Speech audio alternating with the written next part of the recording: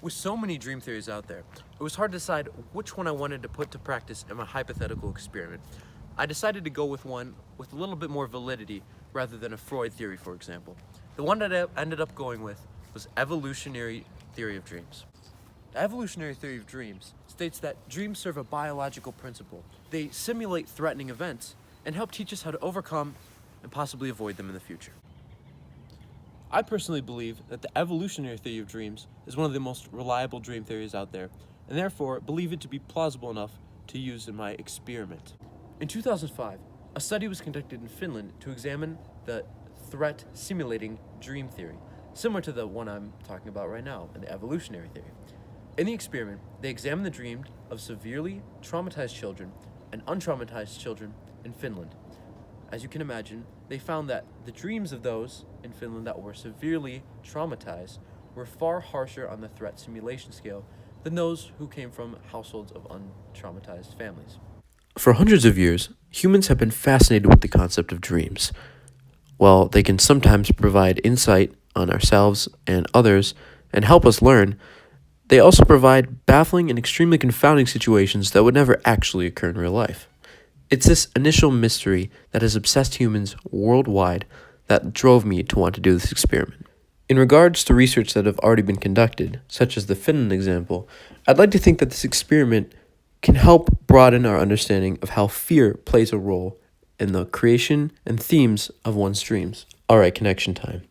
This experiment is testing out a theory, one of the many theories as to why dreams occur. This relates to my main point. I try to focus on the fact that dreams are a relatively new science in the psychological field, and there is no definitive explanation for why they occur. Though this may sound strange, my experiment to test the evolutionary theory of dreams, as well as the threat simulation theory of dreams, is to repeatedly scare someone on a daily basis for a certain duration of time.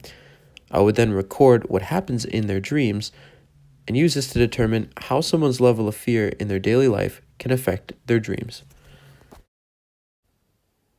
The IV for this experiment would be how many times a week they are scared during that duration of time. I could do 3 days a week, 7 days a week, and so forth. My operational definition would be the amount of days per week they are scared. My dependent variable would be measuring two things. One would be how frequent they had horrifying dreams, and how horrifying those dreams were. This would be measured on a scale from 1 being the least terrifying to 10 being the most terrifying. That is my operational definition. My population in this experiment would be students of Greendale High School from freshman to senior year. The reason for this population would be because A, they are convenient, and B, it is easy to contact them and manage them as they are in my age range.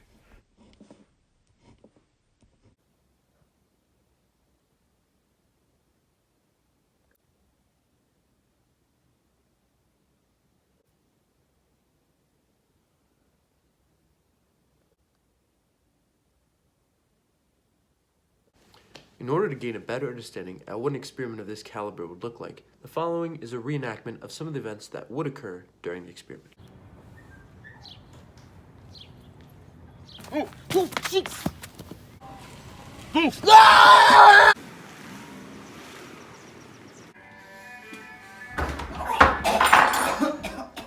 Every night, for the duration of the period of time the experiment is going, we would have the patient go to bed and record their dreams.